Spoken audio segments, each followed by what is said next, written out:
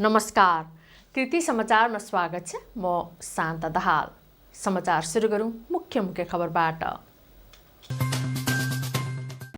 प्रतिनिधि सभाको निर्वाचनपछि आफू प्रधानमन्त्री बन्न प्रयास गर्ने नेपाली काङ्ग्रेसका महामन्त्री गगन थापाको दाबी। फेरि प्रधानमन्त्रीको लोभ नगर्न पूर्व प्रधानमन्त्रीलाई आग्रह। धरान उपमहानगरपालिका 5बाट गाँजासहित प्रहरीद्वारा 2 महिला पक्राउ पर्नेमा 22 वर्षीय विनिता राई र 32 वर्षीय सीमा राई। युवा पुस्तामा लोप हुँदै गएको बालन र सङ्गिनी नाचबारे प्रशिक्षण सुरु। सांस्कृतिक पुनर्जागरणका लागि कार्यक्रम। लागु औषध मुद्दामा फरार अभियुक्तलाई इलाका प्रहरी कार्यालय दमकद्वारा पक्राउ पर्नेमा दमक 7का तेज बहादुर मगर। बिपी प्रतिष्ठान अगाडि रहेका औषधि पसलहरूमा औषधि लगायत सामग्रीको दर रेटमा एकरूपता ल्याउने निर्णय। मनपरी शुल्कलाई नियन्त्रण गरिने। न्युरोसर्जन डाक्टर रामकुमार श्रेष्ठद्वारा विश्वको सर्वोच्च शिखर सगरमाथाको सफल आरोहण। जेठ 2 गते सगरमाथाको चुचुरोमा पाइला राख्न सफल। 7औं बाजुगरा जिल्ला स्तरीय भलिबल प्रतियोगिताको उपाधि भोजपुरको सडानन्द नगरपालिकाको टिमलाई विजेता बन्दै नगद 1,01,000 रुपैयाँ पुरस्कार। र धरान बास्केटबल सङ्घको आयोजनामा 7औं talent hunt basketball training camp सुरु।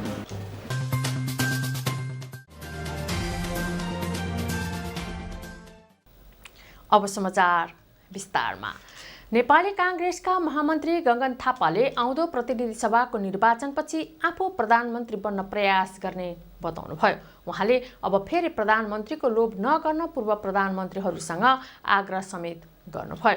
शनिबारको एक कार्यक्रममा महामन्त्री थापाले चुनावपछि प्रधानमन्त्री बन्न प्रयास गर्ने बताउनुभयो। गगनको प्रस्तावलाई नेकपा एकीकृत समाजवादीकी नेत्री रामकुमारी झाँक्रीले समर्थन जनाउनुभयो। प्रधानमन्त्रीका लागि प्रयास गर्ने भन्ने गगन थापाको भिडियो क्लिप सोसल मिडियामा भाइरल बनेको छ। धेरैले युवा पुस्ताले देशको कार्यकारी प्रमुख बन्ने आकांक्षा राख्नु स्वाभाविक भएको प्रतिक्रिया दिनुभयो। धरान उपमहानगरपालिका 5बाट गाँजासहित प्रहरीले 2 महिला पक्राउ गरेको छ। 22 वर्षीय विनिता राई र 32 वर्षीय सीमा राईलाई प्रहरीले नियन्त्रणमा लिएको हो। गाँजाको ओसार पसार भइरहेको भन्ने गोप्य सूचनाका आधारमा इलाका प्रहरी कार्यालय धरानबाट खटिएको प्रहरी टोलीले स्थानीय रित बहादुर राईले सञ्चालन गर्दै आएको किराना पसल खान तलासी गर्दा 2 केजी गाँजा बरामद भएको हो। पक्राउ परेका 2 महिलालाई म्याद थप गर्न सुनसरी जिल्ला अदालत पठाएको इलाका प्रहरी कार्यालय धरानका इन्सपेक्टर गजेन्द्र रायले बताउनुभयो। महिलाहरूले गाँजा धनकुटाबाट ल्याएर बिक्री गरेको खुलेको प्रहरीले जनाएको छ। लागु औषध मुद्दामा फरार अभियुक्तलाई इलाका प्रहरी कार्यालय दमकले पक्राउ गरेको छ। झापा दमक नगरपालिका 7का 39 वर्षीय तेज बहादुर मगरलाई असार 4 गते पक्राउ गरेको हो। पक्राउ परेका उनलाई फैसला कार्यान्वयनका लागि झापा जिल्ला अदालतमा असार 5 गते उपस्थित गराइएको जिल्ला प्रहरी कार्यालय झापाले जनाएको छ।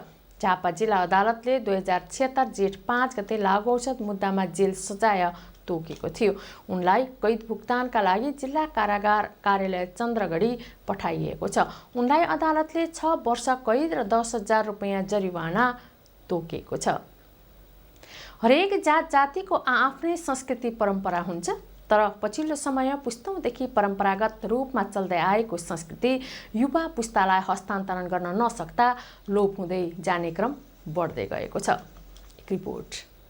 ब्राह्मण तथा क्षेत्रीहरूको सांस्कृतिक नृत्य बालन तथा सङ्गिनी पछिल्लो समय करिब विस्थापित हुने क्रममा छ।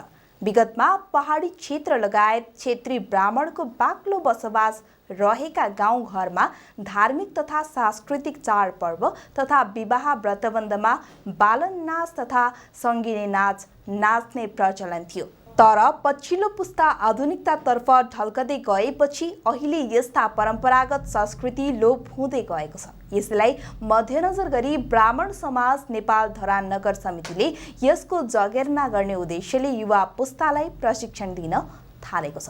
कुनै पनि जातिको पहिचान उसको संस्कृतिसँग जोडिएकोले ब्राह्मण क्षेत्रीको संस्कृतिलाई जीवन्तता दिनकै लागि भए पनि तालिमको आयोजना गरिएको ब्राह्मण समाज नेपाल धरान नगर समितिका अध्यक्ष उद्धव अधिकारीले बताउनुभयो। हामीले यो बालन र यो बालन खैँजडी भजन तथा सङ्गिनी कार्यक्रम यो हाम्रो एउटा चाहिँ भनौँ न एउटा संस्कृति एउटा चाहिँ परापूर्वकालदेखि चाहिँ एउटा आइरहेको एउटा कला संस्कृति यो एकदमै के लोप हुने अवस्थामा भएको हुँदा अब यो किनभने यसलाई चाहिँ अब कसरी हुन्छ यसलाई कन्टिन्यू गर्नको लागि अब यस्ता कार्यक्रमको आयोजना गर्नुपर्छ भनेर चाहिँ यो ब्राह्मण समाज नेपाल धरान नगर समितिले चाहिँ यो वर्ष चाहिँ अब यसलाई चाहिँ एउटा हामीले एउटा प्रशिक्षणको रूपमा बालन खैँजडी भजन तथा सङ्गिनी कार्यक्रमलाई प्रशिक्षणको रूपमा चाहिँ हामीले आयोजना गरेका छौँ। यस्ता संस्कृतिलाई जीवन्तता दिन स्थानीय स्तरबाट पनि सहयोग अपरिहार्य हुने गर्छ। हरेक जातिको भाषा संस्कृति र पहिचानलाई जीवन्तता राखेर त्यसको प्रवर्धन गर्ने काम स्थानीय सरकारको हुन्छ। यस्ता संस्कृतिलाई जीवन्तता राख्न स्थानीय सरकारको समेत दायित्व भएको धरान उपमहानगरपालिका सामाजिक विकास शाखाकै प्रमुख प्रज्ञा निरोलाले बताउनुभयो। एउटा सुन्दर फुलबारीभित्रको हामी कति राम्रो गाउँको एउटा बास्नादार फुलहरू हामी यहाँ फुलिरहेका छौँ जस्तो लाग्छ, खुसी लाग्छ। संस्कार र संस्कृति हाम्रो धरोहर हो। हामीले यसलाई जीवन्त राख्न सक्यौँ भने हामी जीवित रहन्छौँ। संस्कारले नै संस्कृतिले नै हामीलाई आजसम्म जीवन्त बनाएको छ, यो कुरा हामीलाई थाहा हुन जरुरी छ। आज हाम्रो संस्कार र संस्कृतिमाथि धेरैतिरबाट धेरै ठाउँबाट धेरै स्थानबाट यसलाई चाहिँ हामी अतिक्रमण गर्न गइसकेका छौँ। हाम्रो संस्कृतिमाथि अतिक्रमण भइरहेको छ। हामी विभिन्न ठाउँमा विभिन्न जाति धर्म समुदाय मिलेर बसेको हाम्रो एउटा समाजलाई आज विखण्डित बनाउने प्रयास गरिँदैछ। संस्कार कुनै जाति विशेषको हुँदैन मेरो बुझाइमा। संस्कार सबैको, ठाउँ विशेषको, बोली विशेषको अथवा हाम्रो भावना विशेषको हुनुपर्छ भन्ने मलाई लाग्छ। युवा पुस्तालाई आफ्नो संस्कृतिको विषयमा बुझाउन नसकिएका कारण पछिल्लो समय संस्कृतिहरू लोप हुँदै गएको नेपाली काङ्ग्रेसकी नेत्री श्यामा रेग्मीले बताउनुभयो। नेपालमा रहेका सबै जातिको संस्कृतिलाई जगेर्ना गर्ने काम एउटा जातिको मात्र नभई सबैको भएको बताउँदै नेपालमा रहेका संस्कृतिका कारण नेपालको पहिचान विश्वमा नै अलग्गै भएको बताउनुभयो। सङ्गीत चाहिँ अब यो हाम्रो परापूर्वकालदेखि चलिआएको एउटा लोक भाकामा चाहिँ हाम्रो संस्कृति र हाम्रा धरोहरलाई चाहिँ झल्काउने यो गीतको माध्यमबाट एउटा पहिलाका पूर्वकालका व्यक्तित्वहरूले चाहिँ गीतको माध्यमबाट चाहिँ समाजलाई चाहिँ परिष्कृत गर्ने, समाजलाई संस्कृति सिकाउने, समाजलाई चाहिँ एउटा सभ्यताको बाटोमा लाने चाहिँ यो थालनी गरेको पाइन्छ। तर बिचमा आएर जुन यो पाश्चात्य सङ्गीतले, पाश्चात्य कल्चरले चाहिँ हामीलाई प्रभावित गर्यो, त्यसले गर्दा यो लोप हुँदै गएको अवस्था हामीले पाएका छौँ। र आज ब्राह्मण समाज धरानले चाहिँ यसको आयोजना गरेर यसको महत्त्वलाई दर्शाइरहनु भएको छ। यसमा गाएका गीतका भाकाहरू, गीतका शब्दहरू, गीतका लयहरूले चाहिँ हामीलाई के बुझाउँछ भने कसरी हामीले यो हाम्रा पूजाआजा गर्छौँ, कुन भगवानले के काम गरिरहनु भएको छ र त्यहाँ भगवान र भगवतीहरूको कसरी चाहिँ सामान्यता छ भन्ने कुराहरू पनि त्यसले झल्काउँछ। सो तालिम 7 दिनसम्म हुने र तालिममा बालन नाचमा प्रयोग हुने खैजडी बाजा प्रयोग गर्ने तरिका, गीत र नाच्ने तरिकाको विषयमा प्रशिक्षण दिने भएको छ। कृति समाचारमा अब विश्राम।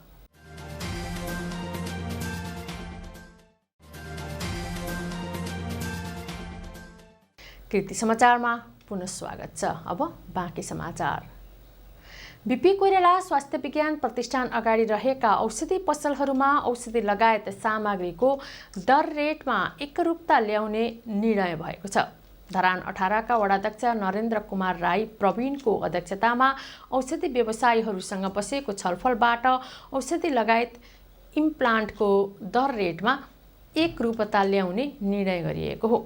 प्रतिष्ठानमा इम्प्लान्टमा बिरामीसँग मनपरी शुल्क लिने गरेको गुनासाका आधारमा वडा कार्यालयको पहलमा एकरूपता ल्याउने निर्णय गरिएको अध्यक्ष राईले जानकारी दिनुभयो। प्रतिष्ठान गेट अगाडि इम्प्लान्ट सम्बन्धी काम गर्ने 4वटा औषधि व्यवसायी छन्। यस्तै नेपाल औषधि व्यवसायी सङ्घ धरानका अध्यक्ष मचेन लिम्बूको संयोजकतामा एक अनुगमन समिति समेत गठन गरिएको छ।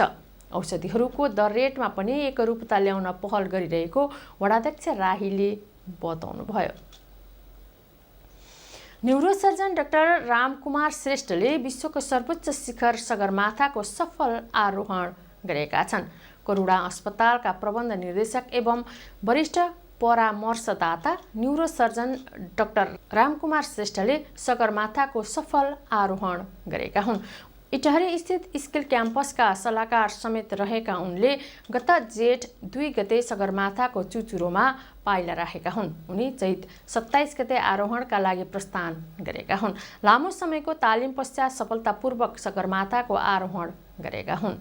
उनले सगरमाथाको चुचुरोमा स्किल क्याम्पसको झण्डा पनि फहराएका थिए। अब खेल खबर।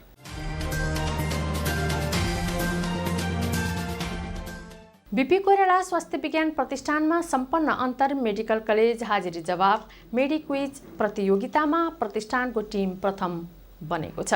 प्रतिष्ठानमा असार 3 र 4 गते राष्ट्रिय स्तरको हाजिरी जवाब प्रतियोगिता प्रतिष्ठानको बी टिम च्याम्पियन बनेको हो। त्यस्तै प्रतिष्ठानका ए टिम दोस्रो बनेको आयोजक संस्थाकी अध्यक्ष डाक्टर रिता खड्काले जानकारी दिइन्।